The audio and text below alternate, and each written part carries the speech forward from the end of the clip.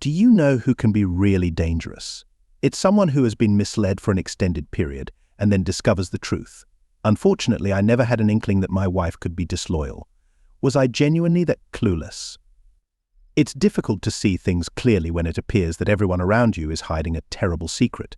Blast it, finally I've got the house to myself, the game on the big screen, 2 cold drinks down and more waiting in the mini cooler by my cozy chair. And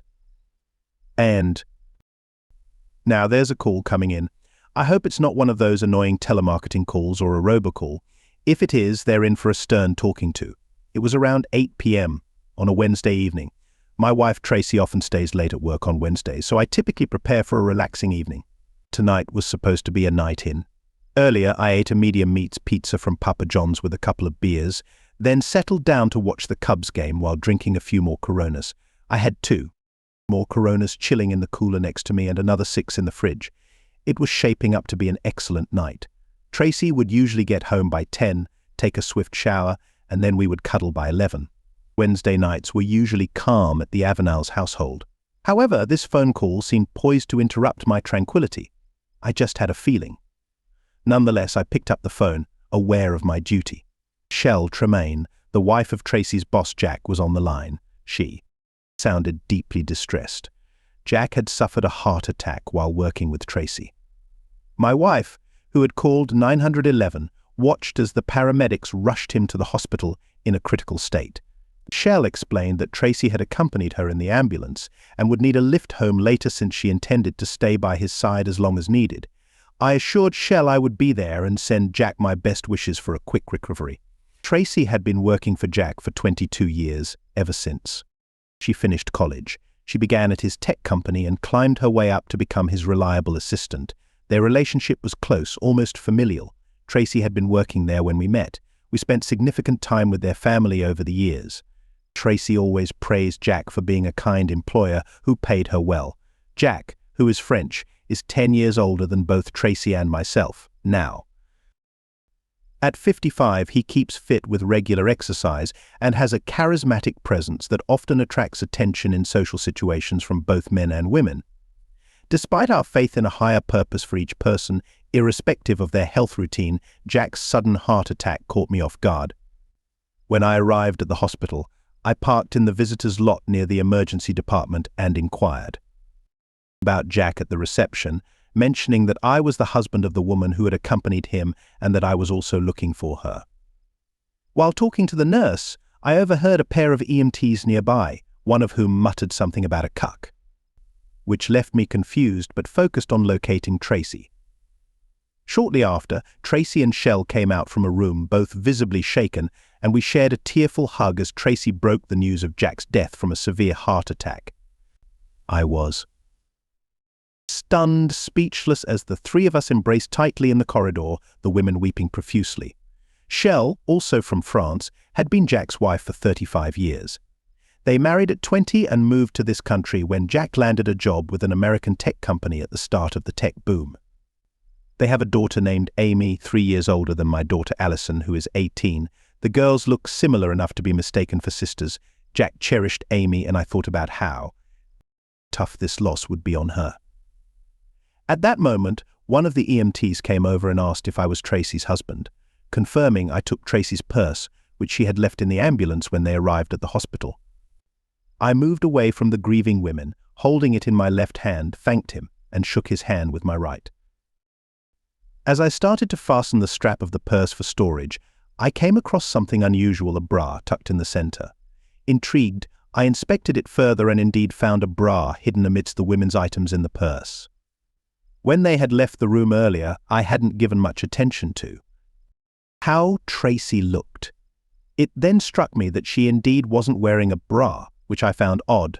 I wondered to myself how much longer we remained at the hospital with Chell before she decided it was time to depart. Chell needed to get some rest since Amy was due to arrive from university in the morning. I drove Chell to her house and then took Tracy and myself back to our residence. I had plans to assist both women in retrieving their cars the following day, Chell's from the emergency room parking lot and Tracy's from her office parking lot. Upon reaching home, Tracy didn't speak to me. She headed directly to the primary bathroom and showered. About 20 minutes later, she came into the living room, her eyes puffy and red from tears. She seemed distraught sitting on the sofa, so I moved from my armchair to sit with her, embracing her tightly. Her breath was choppy, and her body trembled with her sobs. I wanted to discuss the situation about her not wearing a bra, particularly since she was supposed to be working with Shay, but I found myself unable to broach the topic that evening. Instead, I just held her in silence for another 20 minutes until she said she was tired and headed to bed. It was midnight by then, so I too decided to go to sleep. The next day I took a personal day and after getting ready, offered to drive Tracy to her office to pick up her car. But she was visibly shaken and found it hard to talk clearly before she gathered herself. She requested that I take her to Chell's place instead, where they planned to get a taxi to the office to retrieve some of Jaya's belongings. Tracy then intended to drive Chell to the hospital to handle paperwork and pick up Jacka's personal items. Although I offered to help, she preferred to go alone. This worked out for me as I needed to track down the paramedics from the night before and clarify some details. I quickly got the names of the paramedics and located them at the fire station. They recognized me from the previous night. I spoke with Gage, who had given me Tracy's purse, and asked about the circumstances of the emergency. He seemed unsure. My wife and Jack were supposed to be picked up from the hotel, but that didn't happen, did it? I asked. Is that why you called me? Oh, I didn't mean anything by it, he answered, sounding upset. We've been blamed in the past when hotel guests weren't who they claimed to be and things went south. Please don't shoot the messenger. Easy, Gage, I'm not accusing you. I just need the truth. I had to look up Cuck and I wasn't happy with what I found. But that's not your issue. It becomes my issue if you lie about the pickup location we started at the Westside Hotel, Gage replied. They were about 15 minutes into the drive when the guy had a collapse and fell on your wife. She had to push him off to call 911, and she performed CPR while he was barely alive when we got to the ER. I had uncovered the truth, needing no further evidence, and after thanking them, I departed, their sympathetic gazes trailing me as I walked away. On the drive back home, my mind was swirling with thoughts. Tracy had been intimately involved with Shaq when he nearly died from a heart attack. How long had this deception gone on? Then, an epiphany struck me powerfully. Allison and Amy bearing a striking resemblance was not merely coincidental, they were actually sisters. Tracy had been concealing this relationship for at least 19 years. How had I been so oblivious all this time? I reproached myself for my naive trust in Tracy and Jack, who often stayed late at work, sometimes enjoyed nights out with friends, and took business trips together. Could their secret encounters have been during these times? How could Chell have been so oblivious despite my occasional cluelessness? Her unawareness seemed improbable, especially considering the clear similarity between our daughters. Chell often visited Jack's workplace and seemed friendly with Tracy. How could Tracy have misled her so profoundly? Upon arriving home, I saw Tracy's vehicle parked in the garage. Inside, I discovered her in the lounge, sipping wine while my frustration was clearly visible. "What's troubling you, dear?" she queried innocently. Even though I intended to remain composed, anger prevailed. "How long have you been involved with Shaq?" I inquired, my voice laden with fury. "He's the father of Allison, correct?" Tracy's wine glass shattered as she leaped from the sofa in shock. "How dare you accuse me of such a thing?" she screamed, advancing towards me with vehement anger. If glares could be lethal, hers would have ended me on the spot. Nevertheless, I held my position, steadfast, locking eyes with her determinedly. Although I softened my voice to nearly a whisper, my statement was piercing as I asserted, "You may request anything from me, but never lie and claim I am wrong. Should you, I'll ensure you rue it in our 2 decades together, plus the time before. I had never addressed my wife so sharply or issued a threat of any sort." Her reaction was complete shock. She stood frozen, rendered mute by the impact of my statement. She retreated slightly, possibly realizing my earnestness. "You are aware of your actions," I proclaimed, watching her as she resumed her seat, but unaware of the wine spill on the rug. "The strain from your extramarital relationship and its impact on him undoubtedly contributed to his downfall. Frankly, I'm surprised it hadn't occurred sooner, given your profound involvement." She seemed truly upset, and it was clear that my remarks resonated deeply. She stared at her hands, fidgeting her fingers for what seemed an extended period, though it was likely just a few moments.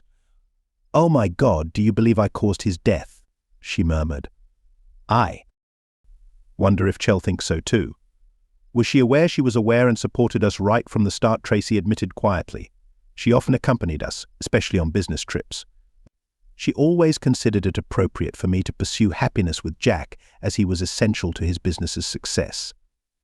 She was pleased that I supported him professionally. While she cared for him domestically, I collapsed into a chair, dizzy and bewildered, realizing I was the last to know. "What about Allison?" "Allison has known for 4 years, and she's accepting of it," I declared, astounded. "Oh God, does Chell realize that Allison is Shaq's daughter?" "Chell is aware, and she's fine with it." "Amy is also in the know," I stated bitterly, pondering how they all might have mocked naive old Rick. Even my daughter, or rather his daughter, I guess, knew and remained silent. Great. I stormed out and drove to a nearby park where I sat for hours. Tracy attempted to contact me several times, but I ignored her calls, letting them reach voicemail. I simply sat there reflecting. Despite considering myself perceptive, I felt incredibly naive regarding Tracy. I had never suspected her infidelity, trusting her blindly for nearly 19 years. I was utterly unaware. I couldn't stop wondering if there were others besides Shaq. As night approached, my thoughts overwhelmed me. I returned home eventually. Upon re-entering through the garage, I noticed a faint light over the kitchen table.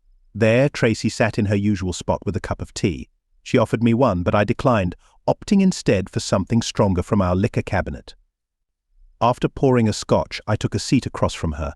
"I can't even start to express how regretful I am for causing you pain," Tracy stated softly, her gaze fixed on her. "Hands, I need the complete truth," I demanded, my tone filled with exasperation. "You must explain how you could deceive me while claiming to love me. You need to clarify if you ever truly loved and respected me. Don't you dare challenge my love for you," Tracy cut in urgently. "I've always loved you, and I still do. It's just that I also love Jack. Some believe you can only love one person at a time, but I know that's not the case because I love both of you." "Just proceed," I instructed emotionlessly. Tracy had become part of Softel when the business was just under a year old. Like many startups, the small team multitasked, worked extensive hours, and developed tight-knit emotional connections. It was an exhilarating period for her, which she often discussed during our early dates. Our relationship had started approximately a year before her employment at Softel. As Softel expanded and flourished, Tracy emerged as Jack's essential right-hand person, with Jack being the energetic face of the business. Tracy effectively served as the cohesive element that kept everything intact. Skilled in handling multiple tasks, Jack came to rely on her more and more as his critical ally. Interestingly, as Tracy and I became closer on a personal level, the professional relationship between Tracy and Jack also grew stronger. Tracy observed that her personal and professional lives were developing concurrently. Although Tracy and Jack kept things professional around their colleagues, in private, their relationship deepened, covering topics from day-to-day matters to personal discussions about sex and politics. Tracy, 24, was remarkably attractive with an athletic figure and long blonde hair, while Jack, 34, was a sturdy man with long wavy brown hair and a charismatic presence, radiating a nearly timeless allure. Their first intimate encounter, as Tracy recounted, happened spontaneously on an aged couch in Jack's office after an exhausting day. Tracy admitted she never felt remorseful about her intimacy with both me and Jack even after I married her the following year. It was more than mere physical attraction, it was a profound, affectionate connection, unique but similar to what she shared with me. Yet Tracy found it impossible to disclose this aspect of her life to me due to my strong views on infidelity. She treasured both relationships and couldn't stand the thought of losing either, while I remained unaware of the affair. She learned from Jack about it roughly 2 months later. Understanding that the affair was ongoing, Jack decided he must be fully transparent with his wife, who had recently given birth to their first child. Tracy shared that Jack informed Chell that, though Chell and Amy were always his primary focus, he wished to maintain some affection for Tracy. Later, Chell invited Tracy to spend a weekend with Jack and herself. I recall Tracy leaving for that weekend, claiming her mother was unwell, and upon her return she endorsed the relationship. Years later, when Tracy fell pregnant, it was Chell who alleviated her worries and decided on the future steps. If the child was indeed Jack's, since both Jack and I had a blood, establishing paternity was straightforward. Also, since I seldom spent time alone with both women, any remarks about their resemblance were lightly dismissed by either Chell or Tracy with a humorous comment on my social life, thus keeping any suspicions at bay. Tracy mentioned that Chell treated her almost like a younger sister and was proud of what she described as Jack's small family. I sat in silent shock as Tracy detailed her experiences without expressing any remorse for her actions, merely recounting the events. Tracy stopped waiting for my response. The only thought I had was to ask if she and Jack ever hesitated when we were newlyweds and intimately active almost daily. She seemed uneasy, avoiding eye contact before finally admitting they had not. She remembered that period in my life as exciting. I had two attractive men who loved and wanted me, and I was continually excited. She talked about her hygiene routine on days she was intimate with Jack, making sure she was clean yet aware of the possibility of being with me later.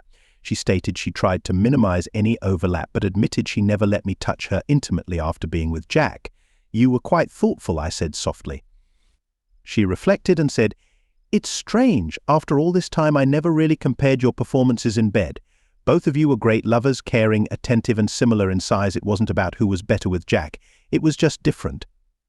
She confessed feeling somewhat relieved, knowing her connection with Jack was not just about passion, but it hurt her to realize she had feelings for him as well as for me. I have always believed in monogamy, the idea of having one single partner for each person, yet even as her main partner, she felt affection for another as well. Tracy put down her tea and looked intently into my eyes, as if trying to read my thoughts. I thought but found no significant words to respond to her silent question and left no meaningful comment. I put away my water bottle in the cupboard, placed my glass in the sink, and went upstairs to bed, confused by my action as I was certain I wouldn't sleep that night. About 5 minutes later, Tracy came to bed and snuggled against my back. I pretended to be asleep, opting not to say even a simple goodnight. I woke at my usual time of 5 a.m., followed my regular morning routine, and went to work while Tracy continued to sleep, showing no intention of waking anytime soon. Presumably, Chell and she would have to deal with the aftermath of Shaq's exit, but that was their problem. Clearly, I had my own issues to handle. Work has consistently been my sanctuary in difficult times, and I anticipated that this pattern would persist. I work at Mayon Pharmaceuticals, where I serve as Vice President of Sales. Even at 45, I am regarded as a part of the industry's new wave due to my chemistry background, which offers me unique insights into the manufacturing processes and capabilities of our products, unlike many in sales leadership roles. In fact, I played a role in the development of one of our hit products, Crazol, a pill designed to reduce women's libido for those with excessive sexual urges. This product has proven profitable for us, and I have personally benefited from its success. I also receive a substantial salary, and together with Tracy's income, we lived very comfortably in a fashionable house, owned 2 luxury cars, and took luxurious vacations. Financially, we would both be secure after the divorce. There, I acknowledged it, the dreaded divorce term. I hadn't really thought about it until then, possibly because it seemed unavoidable to me since I discovered Tracy's betrayal. With Alison away at college and no longer living at home, there seemed to be no pressing reason to remain together, except that Tracy broke my heart. This should not be a big problem. My boss, Arnold Kramer, and I have worked together for 18 years after I spent 5 years as a chemist in another pharmaceutical company. I met Arnold at a conference where we discussed several topics. He suggested I move into sales and later offered me a position in his company. Intrigued by the opportunity, I accepted. Arnold's evaluation of my skills turned out to be completely correct, and we have both profited significantly from it. Not only do we sustain a fruitful professional relationship, but I also discovered that he is a genuinely decent person, and we have forged what I believe will be a lifelong friendship. Arnold has been married to his wife, Lauren. For about 30 years he has 2 grown children and, to correct a previous statement, 5 grandchildren. Despite being 52, he retains the energy of someone significantly younger. He possesses acute intelligence and willingly recruits other wise individuals to his team. I consider myself one of them. Ari appeared genuinely concerned when I informed him about Tracy's betrayal and my intention to divorce her. He inquired if I was certain of her infidelity, to which I assured him without elaborating. He respected my need for time to think and strategize and provided me with the contact information for Mayon's lawyer. RE values loyalty to his reliable employees and trusts my team, especially the divorce department that manages cases for wealthy clients. He said I could take as much time as needed, but I mentioned I would only be absent sporadically since the situation seemed straightforward. We both wanted what was best for our daughter, Allison, and since our retirement plans were separate, dividing the proceeds from the house sale would be simple. Wow, had I completely overlooked the fact that when I got home from work, Tracy had made dinner my favorite, spaghetti supreme, and opened a fine bottle of Mero. Everything appeared so ideal that I hesitated to tell her that Jack was the wine connoisseur I preferred. I liked stronger drinks. It's challenging to keep everything sorted when you're juggling multiple relationships. Tracy kept up her usual spirited conversation during dinner, behaving as if nothing had changed between us. I waited for about 10 minutes before cutting through the pretense, finally uttering those dreaded 4 words, "We need to talk." "No, we don't," she replied almost immediately. Her response and her tone surprised me. I had discovered, and she had confessed to, a decades-long affair with her boss. She knew how strongly I felt about infidelity. How could she think I would forgive her? "I was hoping we could discuss this like adults before I proceed with legal action," I said as calmly as I could. "You can do whatever you want, but I am not granting you a divorce," she stated, sounding annoyed. "The truth is, you love me, and I love you, and I will not allow you to leave. I will resist it all the way. You're being foolish and risking losing the best thing you've ever had just because your ego is hurt." I attempted to respond, but she cut me off before I could. "Before you learned about Shaq and me, did I ever give you a reason to doubt my love for you? Did I ever treat you poorly? You received all the affection you needed from me, and I cared for you in every way, physically, mentally, emotionally. Are we not the closest of friends to each other? If you had not found out by chance, you would have continued to love me deeply forever. You would have been unaware. Can we not return to that? No, because I did discover it. Your love for me is not as genuine as you profess, because if it were, you wouldn't have engaged with another man both physically and emotionally. You knew this was improper, hence you concealed it from me. I don't view 2 decades of deceit as love. It's terrible enough that you've been involved with another man for 20 years, but you also confessed to loving him too. You've shared moments of closeness with him just as you have with me.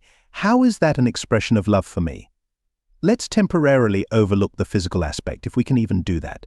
Don't you realize that every ounce of affection you showed him was stolen from me? I had sufficient love for the both of us," Tracy yelled in response. "He was aware of that, but I knew you wouldn't understand, so I kept it from you.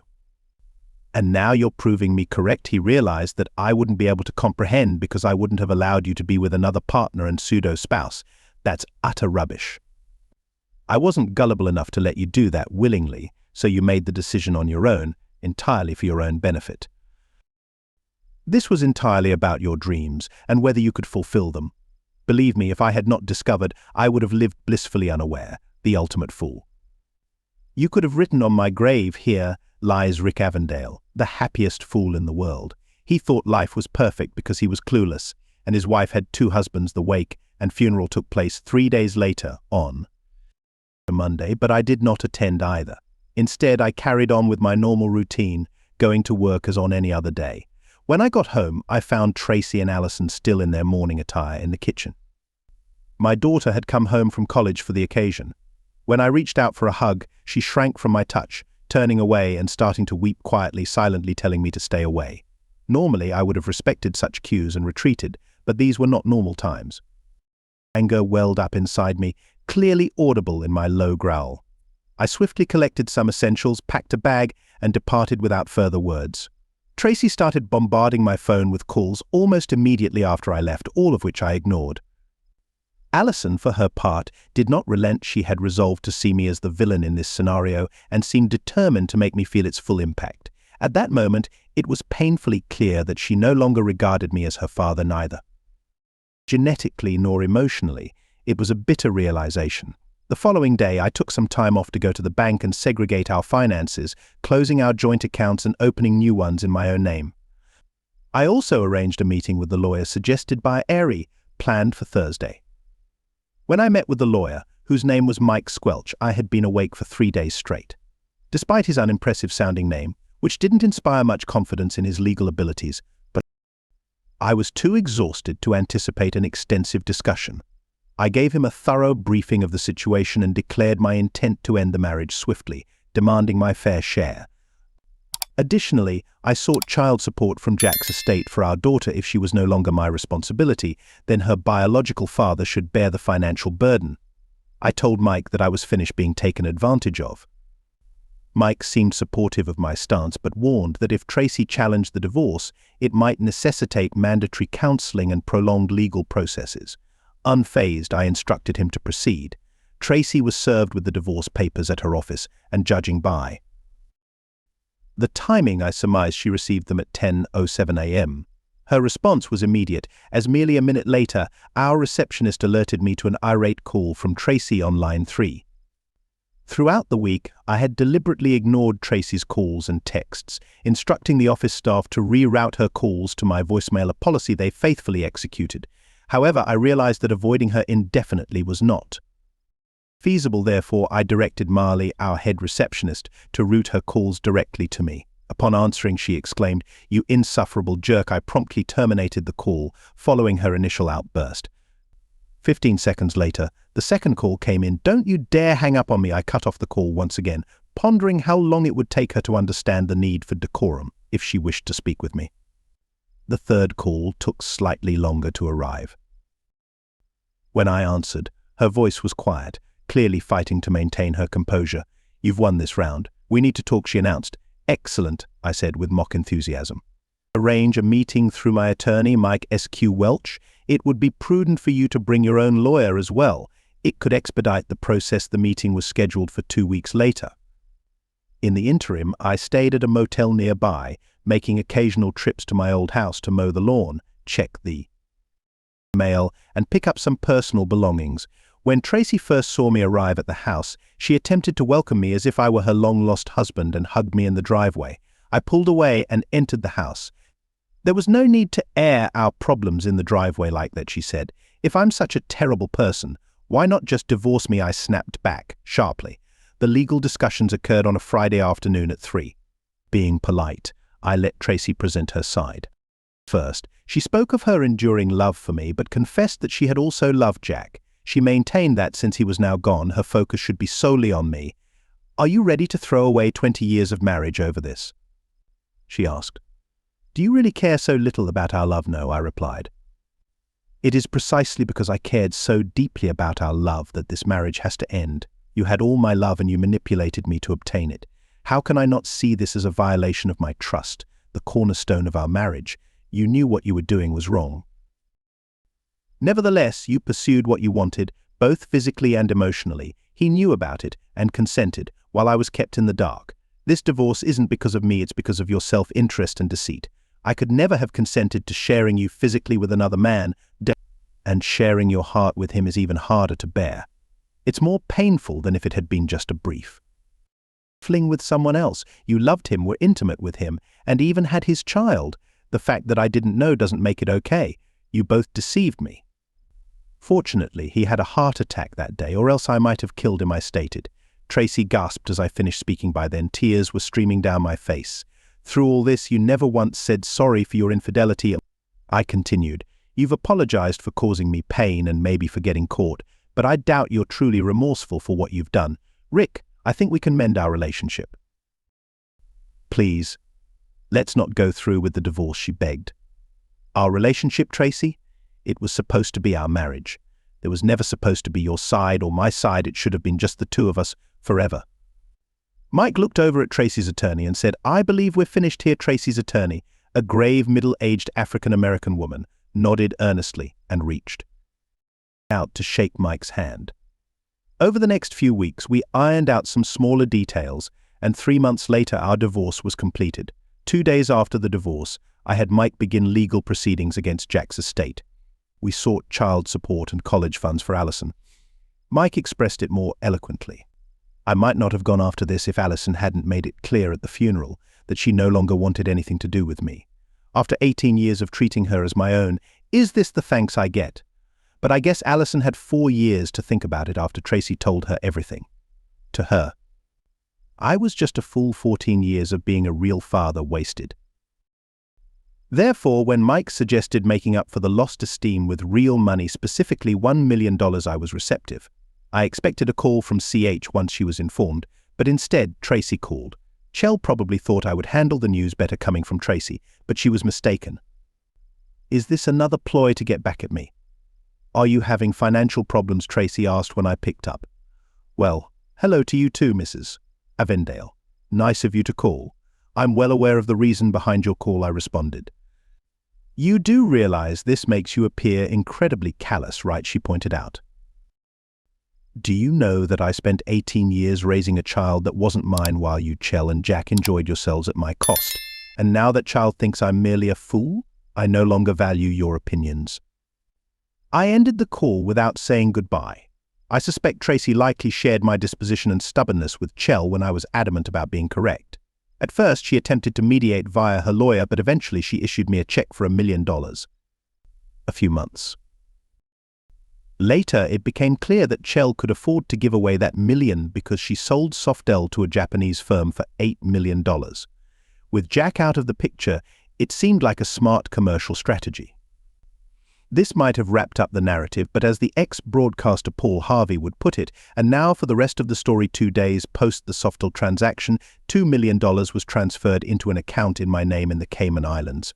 This sum was my reward for facilitating Nakatomi's acquisition of Softel within 9 months, as per an arrangement with an anonymous Nakatomi attorney by self. The terms of this agreement specified that irrespective of my direct role or how the acquisition unfolded, as long as Nakatomi completed the buyout by the deadline, I was entitled to the finder's fee. Once that date elapsed, the deal would become null. At this point, you may be curious about my involvement in the Softel deal. It's quite complex, but in truth, I wasn't entirely honest earlier in this tale. Although much of what I've said is factual, some elements were embellished a depiction by myself that could compete with an Oscar-winning act of appearing completely oblivious. Here's the clarification. About a month before Jack's demise, I was totally unaware of the ongoing events. Then, unexpectedly, a Nakatomi attorney approached me asking for my assistance in negotiating a deal with Jack over Softel. Why do you believe I can help? Apart from my wife's close connection with Jack, I asked, genuinely curious. The attorney answered, we know you're shrewd and up for the challenge. You have the capability to outmaneuver the man who has been betraying you for years and benefit from it. This stunned me. Tracy was cheating, and this Japanese person knew about it. It was unbelievable. Nakatomi had meticulously studied many companies, thus gathering all the information they could. They knew a great deal about Tracy, Chell, and even their daughters. They accurately surmised that I would be willing to help them, but they needed my assistance quickly as they were considering other software firms, and I had 9 months to act. Initially, they showed me proof of Tracy's infidelity. They presented photos, videos, call records, travel documents, everything. I had the evidence to expose both of them. Then they proposed $2 million for my help in taking over the company from Jack. Truthfully, I was ready to help without the financial incentive, but I kept that to myself. My primary aim was to strategize my moves and secure the money would be mine post-divorce, preventing any division since we reside in a no-fault state. However, I needed to collect myself to avoid revealing my intentions prematurely. My initial, albeit brief, impulse was violent, waiting for their next meeting, breaking in, and taking drastic measures. But the thought of spending my life as someone's prison mate was unappealing. Thus I opted to remain calm, continuing to pretend ignorance, an expertise I had honed over 2 decades. I confided in Ari about what I had learned regarding Tracy and Jack, but omitting the details about my informant.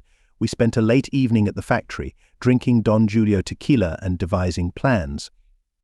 After we had drunk about half the bottle, Ari earnestly remarked, "Isn't it ironic that the guy who figured out how crazy tall has his wife cheating on him? You should have given her some of that stuff, Rick." That's when it hit me, though I kept the thought to myself. Under the circumstances, I shouldn't have given it to her, I thought quietly. I should have given some of that stuff to him. Pause for a second. One maneuver solves dual problems. Cresol possesses a notable benefit: it induces fewer side effects compared to other leading medications. There is just one drawback: it is completely unsuitable for men. Provided they follow the prescription precisely, it proves effective in diminishing a woman's sexual appetite.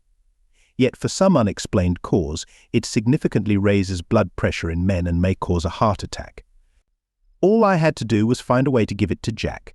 Jack and I frequent the same golf course. Occasionally we play alongside two other men. I made arrangements for us to golf together the upcoming Saturday and planned a lunch stop at the clubhouse after the initial 9 holes. We enjoyed the first 9 holes, then paused longer for lunch and drinks before tackling the back 9. Remember, I'm skilled in salesmanship, so during our leisurely meal and drinks, I casually inquired, "Everything okay, pal? You look a little exhausted." Being the oldest by a decade, Jack was acutely aware of the age gap, and my comment definitely struck a chord. I noticed him pondering when I proposed we could push back our tea time by 30 minutes to give him more time to rest. "No, just a bit weary, but there's no need to change anything for me. I'll cope," he answered. Honestly, he didn't seem fatigued at all, but I seized the opportunity to play on his fears of being the eldest among us. "I have the perfect thing for you," I declared, pulling out a small bag of unmarked white pills from my pocket, something I use myself. Smooths out the day I handed Jack the bag with 5 pills. "Try one of these over the next few days. If they work for you, I can bring more next time we golf," I suggested. Jack took a pill, swallowed it with his bourbon on the rocks, pounded his chest like a gorilla, and let out a small Tarzan-like cry. "Let's do this, guys. I'm charged up," he said, beaming. In truth, soon after, he likely felt the pill's effects, a spike in blood. Pressure can energize you, which is why athletes use such boosts in their performance. Yet, an excess can be dangerous. For those curious why I gave him a bag rather than a pill container or box, it was so he would throw away the bag after using the pills, leaving no trace if someone later rummaged through his belongings. By Wednesday night, those 5 pills were intended to last until Jack's usual meeting with Tracy on Wednesday. Elevated blood pressure from being with someone other than his spouse, coupled with a drug that further increases it, sets the stage for a lethal heart attack. However, it would seem like a typical heart attack, and given our city's underfunded crime unit, they wouldn't look deeper unless something seemed off. So I played the role of the deceived spouse, as I had when I first discovered the affair a month earlier. I surprised even myself with how convincingly I portrayed it. 2 days after the money hit my account, which I then transferred elsewhere, I treated Ari and his wife to an upscale dinner. It appeared to be a gesture of gratitude for Ari's leadership and support during challenging times, but in truth, it was in appreciation for inadvertently helping my vengeance.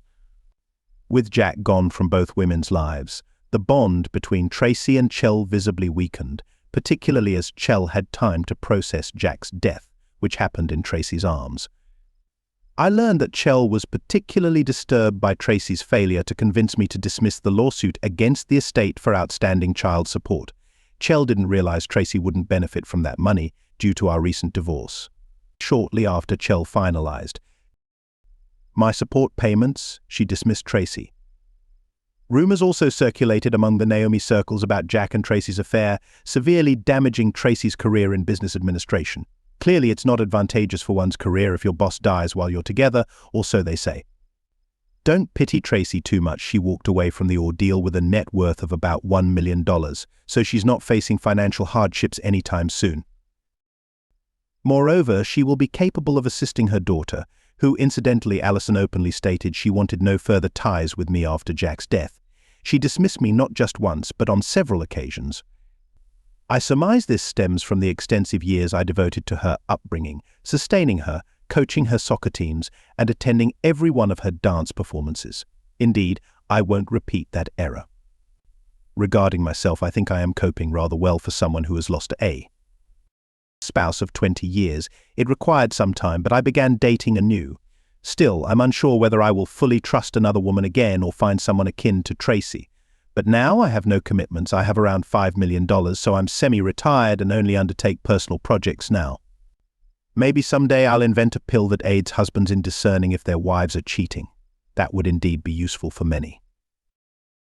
Second story, I believe I identified my former partner's Reddit throwaway account. This is my initial post. My ex-partner, who has been overseas since 2016, deceived me. Unbeknownst to me, but feeling something was amiss, I tried to consult his elusive co-workers, but they dismissed me. In December 2023, a few colleagues revealed that my ex had been disloyal since 2016. We have two teenagers, a 15-year-old daughter, and a 14-year-old son. Thus, I sought to repair our relationship and suggested we work on our marriage, but even after learning of the betrayal, he still had not unblocked me on social media. Matters worsened until last week when he vehemently announced he was done, instructing me and the children to leave him be. He has much on his plate and is indifferent if my family holds him in contempt. Meanwhile, while browsing, I accidentally came across his account. He is now seeking counsel. Additionally, his affair partner is known to have children from various fathers and was labeled a homewrecker even before. My ex also had relations with other married men. I know he had an affair at his workplace with a close friend's colleague. I am depicted as the antagonist by him to his co-workers. That's why no one sympathizes with me. They kept it hidden for a prolonged 8 years. Wow. Thank you for joining us in this chapter of Cheating Stories. If these stories moved you, please subscribe and activate the notification bell so you don't miss the forthcoming emotional turmoil of relationships. Your support is crucial, and we look forward to sharing more compelling stories with you. Until our next meeting, keep in mind that every relationship tells a unique story. See you soon.